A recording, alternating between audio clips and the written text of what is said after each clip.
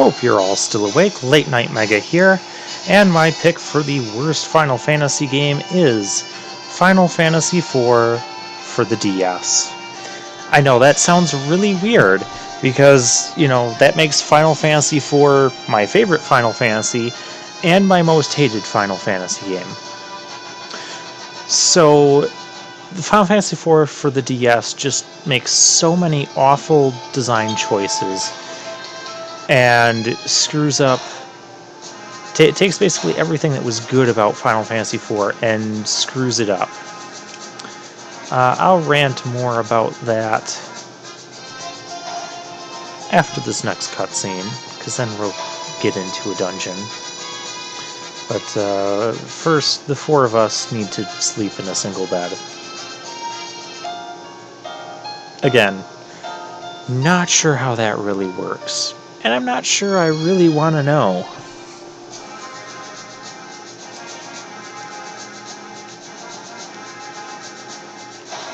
But Cecil says we're all set, so we're all set.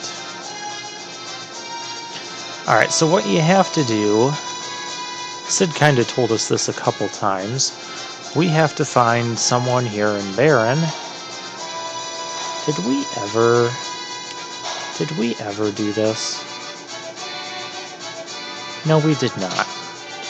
We have Ether, Unicorn Horn, Phoenix Down, just some items, so it's not like we were missing much. I was gonna say, I didn't think we'd been on this side. Hello, Cecil. The boss ordered us to attach this hook to the Enterprise. It won't take long. This hook will let us pick up the hovercraft, and we can use the hovercraft to get over to the Evelyn Cave, over by where the Tower of Babel shoots out from the underground.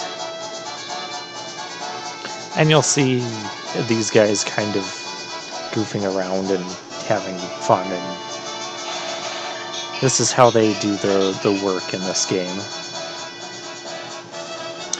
Okay, so Final Fantasy IV for the DS. When I found out that Final Fantasy IV was getting a remake on the DS, I was naturally super excited. I heard that they were increasing the difficulty of the game, so I was looking forward to that.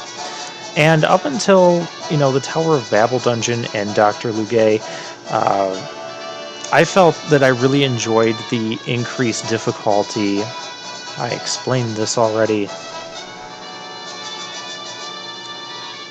Yep, I've explained that. There's something I must tell you both. It's about Sid. He's impossible. Yes, we know. With all the crazy energy, I can't imagine he'll ever check out. Please babysit him a while longer. Maybe it's best we just don't tell them. Okay, we gotta go get our hovercraft.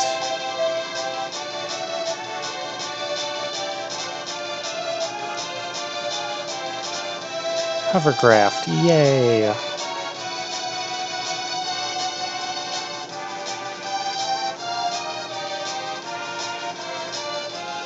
Okay, so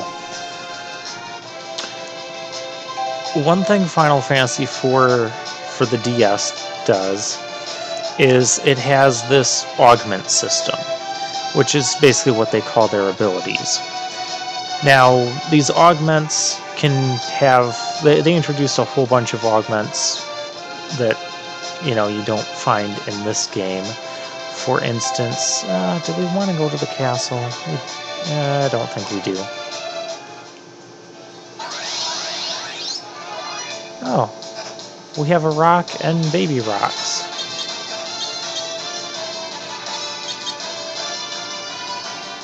Oh, rock and rock baby, I should say.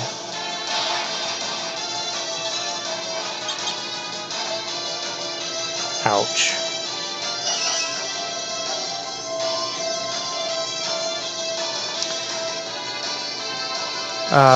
So yeah, the augment system, so there were things like auto potion, dual cast, omnicast, just things that didn't exist in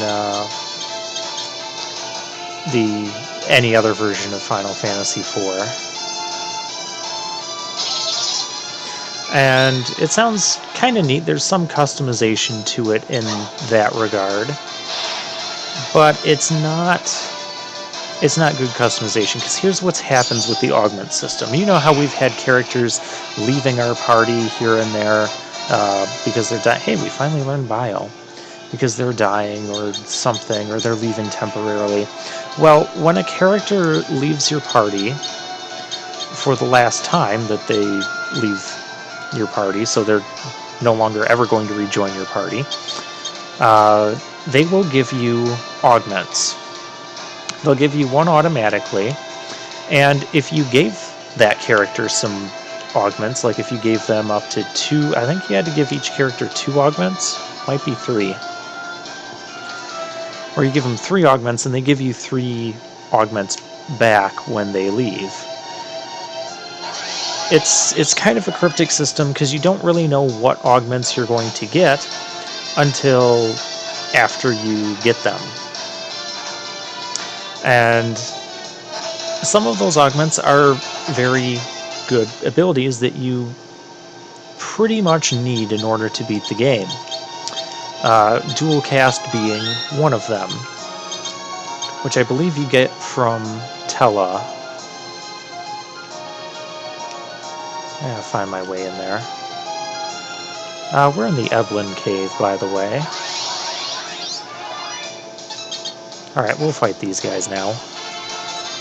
As long as they don't kill me.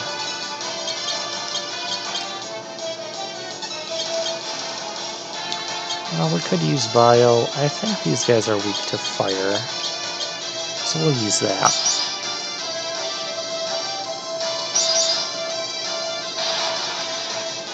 No, they're not actually weak to ice. Those were 2 critical hits we got.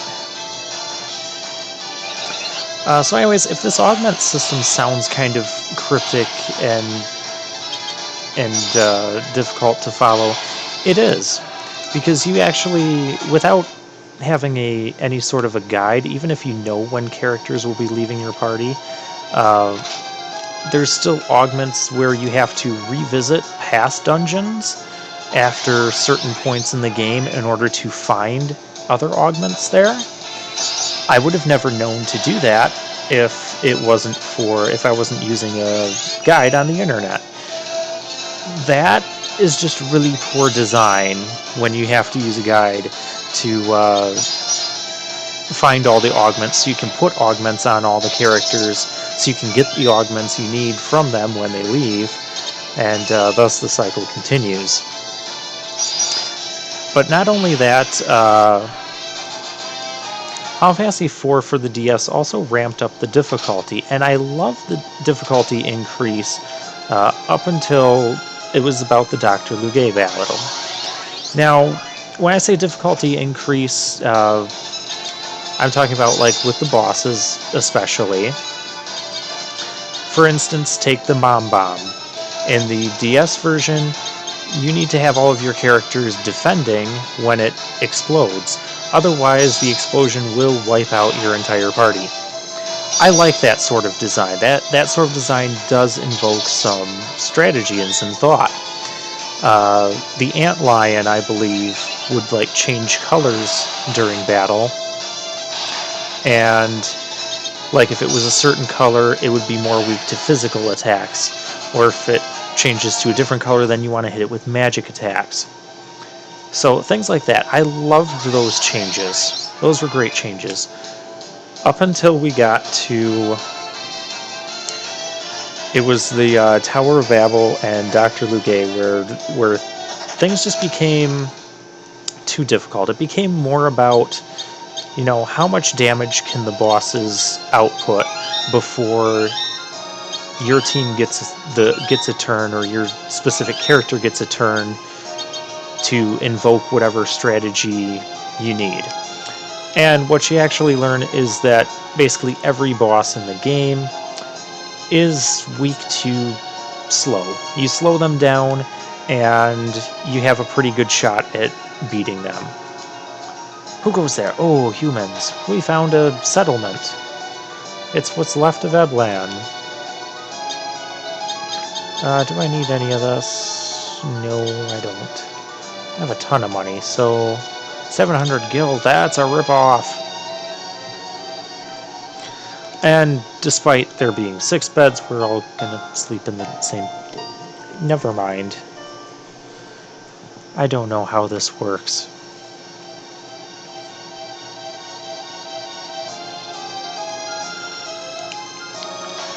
So yeah, one of the things that I like about this Final Fantasy IV is that it's straightforward. You can just... This is a very great game to just kind of pick up and play. And there's the ice stuff if we didn't get them before. Boomerang if we want boomerang. But nobody can use that. So we're not going to get it. Ice shield, ice... Resistant against fire. Oh, but he has the ice shield, so not too worried about that. Black robe. We'll get that.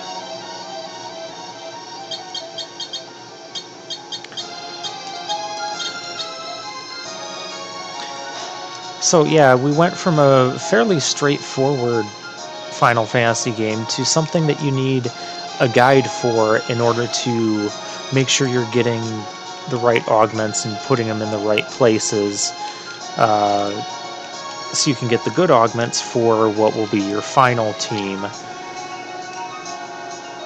Okay, yada yada yada. These people, they're ninjas. We don't care about this. Well, we do, but we're gonna move on. They talked about some prince that went on ahead. We gotta go find him.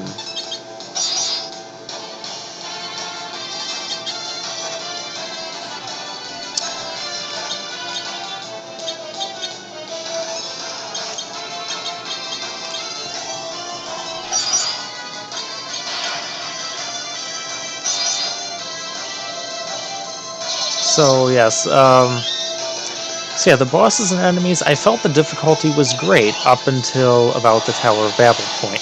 Dr. Lugue, what he would do, he had an interesting effect. He would basically invert the effects of white and black magic. So using Cure magic suddenly does damage. If you use Cure on your guys, you're going to kill them. You use black magic on your guys, you'll heal them. An interesting effect. It didn't stay in effect the whole battle, but when he used it, it would last. The effect would last for quite a while. But my issue was just the damage output was so huge. Once I learned, the slow trick to cast slow on the guy, well, then he became very manageable. So yeah. Once you know to use slow, and basically everyone's weak to slow. So, I don't think everyone weak to slow is a good indication of strategy. Hey, high potion.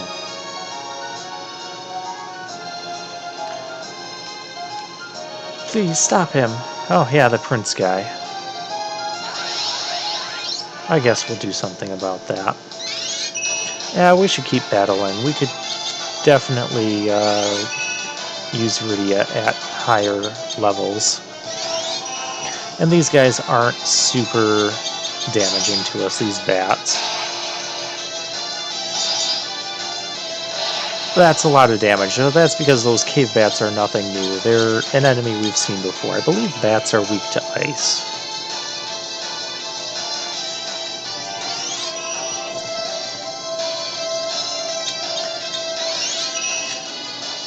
So yeah, basically what would end up happening, and this happened a lot in random battles as well, especially as you went further and further into the game. Oh, that was not productive at all.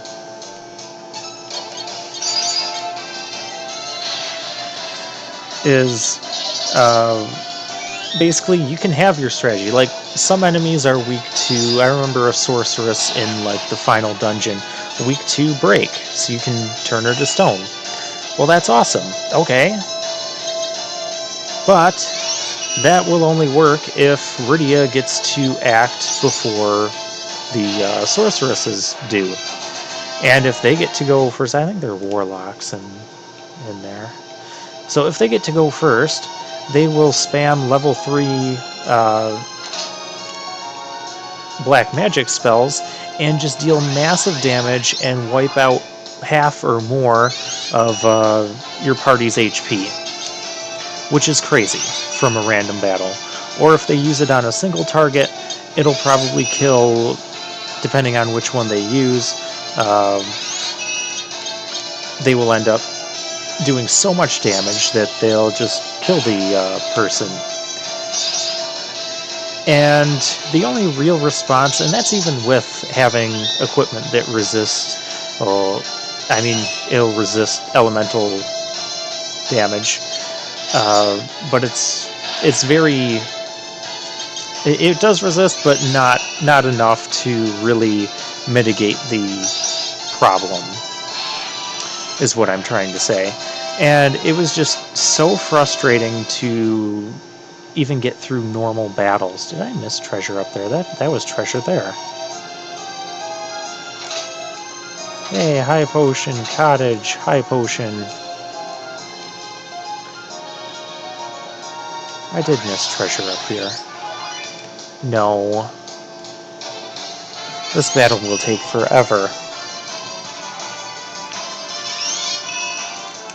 And also, what I found is if you didn't get dual cast, I ended up having to restart the game when I was at the final dungeon, so I could get the dual cast augment, because I didn't know what I was doing. I wasn't playing it with a guide the first time.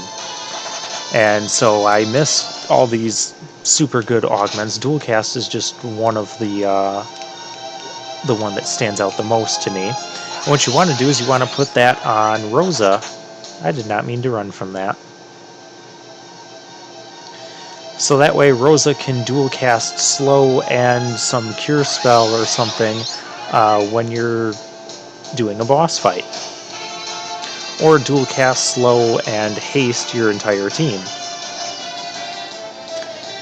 And without that, boss battles basically go, okay, the boss is going to go so fast that they're going to get so many turns before you even get to your white mage, and when you get your white mage a turn, or Rosa a turn, it's not going to matter too much because she's going to have to spend time healing instead of casting the slow that you want to cast. Yeah. And that's pretty much how the boss battles go if you don't have slow and you don't have dual cast. And it only gets worse and worse as the game goes on. There's more stuff that I dislike about it, but we'll have to get into that more towards the end of the game. I've had enough of you guys for right now. Ah, spider silk. Speaking of casting slow, we'll fight these guys. So yeah, random battles just became about luck. Am I lucky enough to get the right character to go first to execute whatever strategy or spell that the enemy is weak against? Or is the enemy going to get the luck on their side and get to act first and wipe out half my party before I even get a turn? And that's how, like, every random battle went in the final dungeon. You'll see when we get to the final dungeon here, it's not that bad. So, yeah, difficulty, sure, it had more difficulty, but it was difficult for all of the wrong reasons. I don't remember how to get in there. I thought it was through here. That's gotta be from the other side. Back we go. And just as the game went on past the Dr. Lugay and Tower of Babel point, it just got more and more unenjoyable for me. The graphics, I thought the graphics of it looked nice. Took a little bit getting used to with the character models. There it is. But I got used to it, and I was okay with it. There we go. A couple of elixirs. Don't want to miss those. But yeah, when the game became about, you know, big numbers and enemies dealing big numbers, and the only real response was to grind for more levels so you can get more HP so you can survive their damage output, it just wasn't very much fun. It wasn't good design. Yeah, I found monsters. Steel golems. I wanted to fight you guys. Put to sleep. How does a big thing like that put someone to sleep? I believe these things have a ton of health as well. They still retain their weakness to ice. Summoning Shiva would wipe them out in one hit, do like 3,000 to each of them, but Summoning Shiva takes a while. We get the Blood Sword. It kind of acts like like a vampire sword. You hit someone with it and you regain some health, a decent amount, but it doesn't do that much damage. Yeah, we'd essentially be cutting our attack in half. So neat weapon, neat concept, just not at a good point in the game for this. We'll use the tent.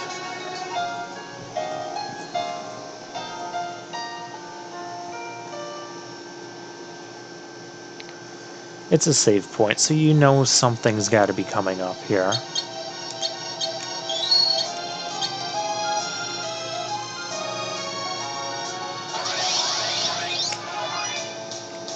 Now, preemptive strike. Yeah, why not?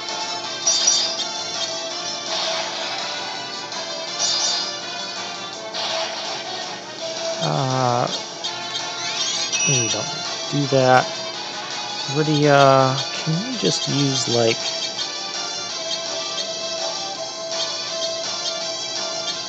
Oh yeah, you can't use it because you can't equip it. Well, why don't we use one of these things? Because we don't use these things. That is why we don't use those things.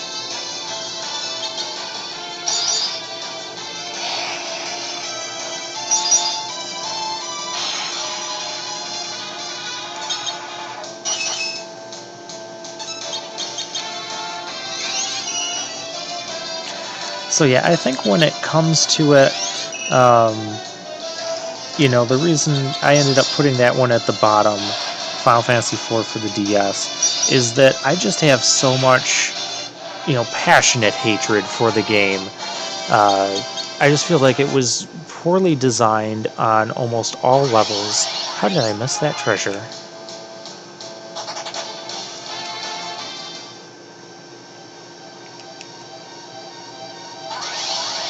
Must get that treasure. These battles are getting a little excessive. Well, I probably shouldn't be running from all of them. It's Rubicante. Rubicante, at last. Am I supposed to know who you are? I am Edge, Prince of Eblan. Eblan? I don't believe I've heard that name before. It doesn't matter, because you're about to meet your demise. And this is an automated battle, so we get to see a little bit about what Edge is about.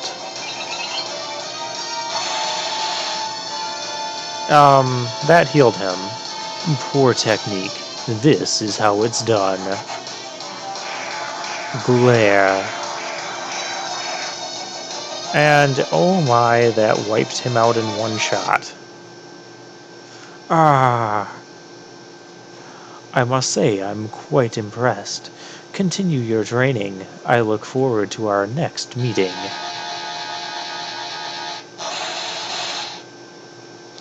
So that was the Fire Elemental Lord, and I like how they kind of built him up in this one, whereas Barbarcia was mentioned first by the Delta sisters and then we fought her right away. And Cagnazzo was kind of like, surprise, here's the second fiend. But I feel the game did a good job of, I can't believe I lost. Who are all of you? We're after Rubicante too. This game did a good job of building up the first and the fourth elemental fiends. Stay out of this, he's mine. Well, you obviously don't know who you're dealing with. He's one of the 4 elemental lords. Ha! You take me for some sissy prince? I'm the rightful heir to the throne of Eblan, famed for its ninjutsu for generations. Leave. I can take care of myself. Stop it! Tella, Yang, Sid, they're all gone. Edge doesn't know who any of those people are. Please, no more. Hey. Rydia.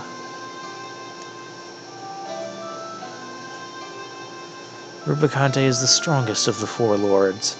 The odds might be against us, but somehow we must recover the crystals. Alright, I'll let you all in on this. I can't bear to see a pretty girl cry. He's got quite a mouth. Rosa, give him a hand. Cure.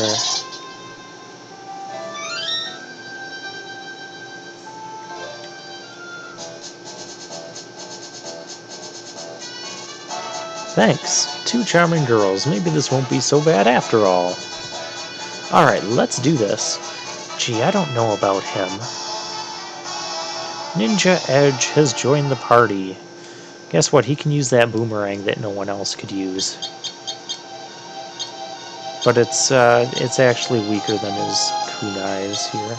He has a green beret, a black belt, and some mithril gloves, so he starts off pretty decently equipped. I guess I should show his ninjutsu magic. He has flame. It's not super great. Oh, we're in the Tower of Babel again. Well, we'll deal with this next time.